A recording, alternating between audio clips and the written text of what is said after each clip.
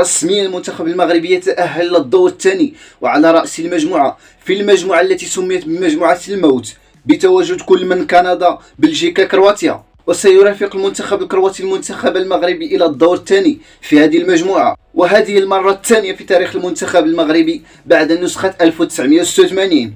وسيواجه المنتخب المغربي المنتخب الإسباني في ثمن نهائي كأس العالم قطر. ولذا ركراكي يكتب اسمه بأحرف من ذهب، حيث أنه المدرب المغربي الوحيد الذي قادر أن يقود الأسود إلى الدور الثاني في كأس العالم، ومازال العطي يعطي إن شاء الله. المنتخب المغربي هو المنتخب العربي الوحيد الذي استطاع أن يتأهل إلى الدور الثاني، وبهذا سيحمل مشعل العرب في باقي المباريات. وثاني منتخب أفريقي بعد السنغال التي تأهلت من قبل.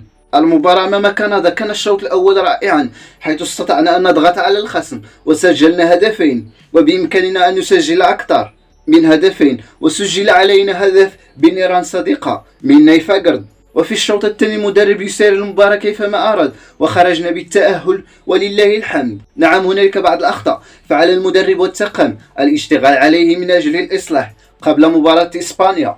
نعم، اليوم كنا فرحون، فعلينا ابتداء من الغد أن نركز على المباراة أمام إسبانيا في دورة الثمن التي لم تكن سهلة، وشحن اللاعبين معنويا بتشجيع، حيث هدفنا الأول ليس التأهل للدور الثاني فحسب، هدفنا الظفر باللقب إن شاء الله. ونحن قادرون إن استمرت روح المجموعة تحت شعار العائلة.